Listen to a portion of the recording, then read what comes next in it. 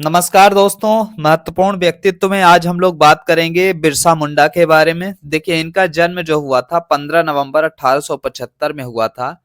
आज का वर्तमान जो खूंटी जिला झारखंड में पड़ता है वहां पर हुआ था, लेकिन उस समय वो बंगाल प्रेसिडेंसी के तहत आया करता था। ठीक है, क्योंकि 19 आप देखते हैं 1875 मतलब 19वीं शताब्दी लगा हुआ था और इस समय अंग्रेजों का रूल हुआ करता था, तो जो झारखंड का हिस्सा था वो बंगाल प्रेसिडेंसी में आया करता था। अब इनकी मृत्यु जब हुई थी तो 9 जून 1900 में हो गई थी, मतलब 1875 में जन्म हो रहा है और 1900 में मृत्यु, मतलब लगभग 25 वर्ष है ना। तो 25 वर्ष से भी कम आप देखते हैं इनका जीवन रहा है, तो लगभग 24.5 साल कह सकते हैं।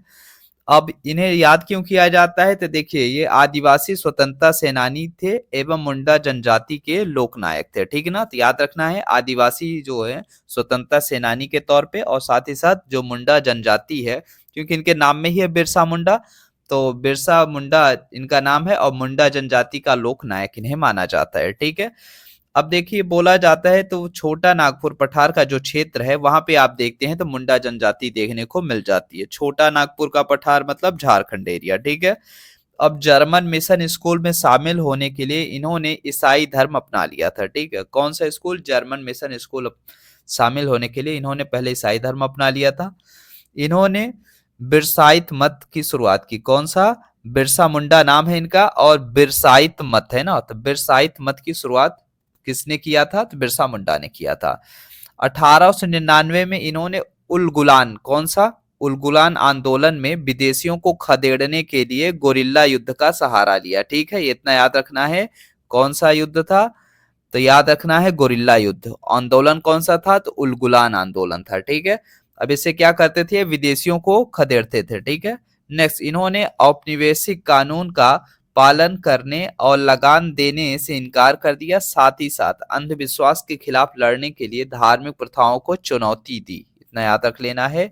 नेक्स्ट, तो क्या क्या किया था? औपनिवेशिक कानून जो जनजातीय क्षेत्रों में लागू किए जाते हैं, मतलब सोचिए 1875 और उस समय बहुत सारे एक्ट्स आ चुके थे। अगर आप देखते हैं तो 1773 से ही एक्ट आना शुरू हो जाता है, तो 1875 तक में सोचिए कितने एक्ट्स थे जो अंग्रेजों के जो औपनिवेशिक क्षेत्र में आता था पूरे जगह वो अप्लाई हो जाते थे। तो इस बात का, जब वो झारखंड एरिया था वो भी तो बंगाल प्रेसिडेंसी के तहत आता था, तो वहां पे जो जनजातीय आबादी थी मुंडा जनजाति, तो उनका ये लीडर थे पहली मुंडा जनजाति के, ये लीडर हुआ करते थे। और इन्होंने क्या कहा कि औपनिवेशिक कानून का पालन नहीं करेगी ये जनजाति, और लगान है ना, तो देखिए लगान जो होता था हर किसी को पे करना था, तो लगान देने से भी जनजातियों ने इनकार कर दिया। और अंधविश्वास से लड़ने के लिए उन्होंने धार्मिक प्रथाओं को भी चुनौती दी। इतना याद रखना है।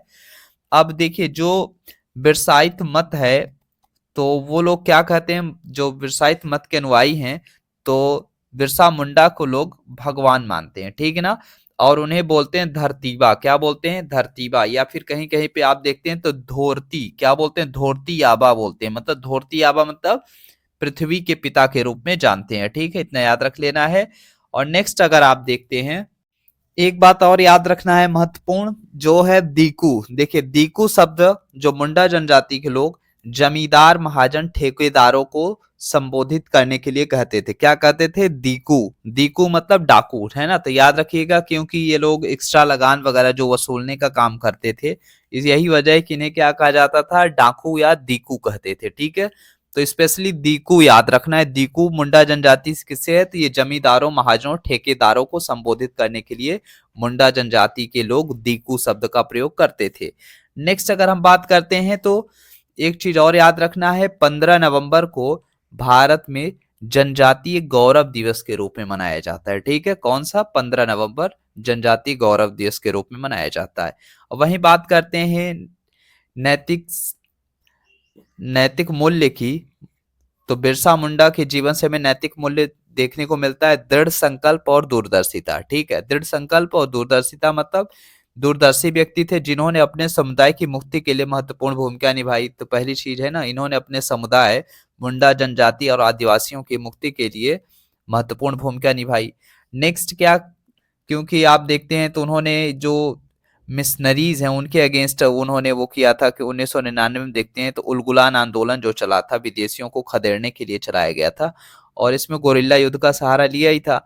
नेक्स्ट आप देखते हैं तो वह एक आदिवासी स्वतंत्रता सेनानी थे जिन्होंने अंग्रेजों और शक्तिशाली जमींदारों के खिलाफ अपने आदिवासियों के विद्रोह का नेतृत्व करने में असाधारण साहस दिखाया। ठीक है, तो इतना याद रख लेना है आपको। तो जो भी जमींदार वर्ग रहे हैं, शक्तिशाली जमींदार वर्ग, उन्हें दीकू के नाम से जाना जाता था आदिवासी संप्रदायों में। ठीक है ना, तो याद रखना बिरसा मुंडा संप्रदाय जमींदारों को किस नाम से जानती थी? दीकू के नाम से।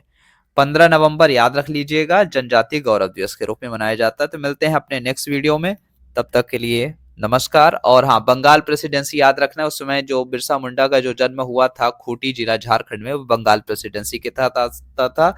और 3 प्रेसिडेंसियां हर कोई जानता है बहुत प्रचलित रही हैं, बंगाल प्रेसिडेंसी, मद्रास प्रेसिडेंसी और बॉम्बे प्रेसिडेंसी। ठीक है।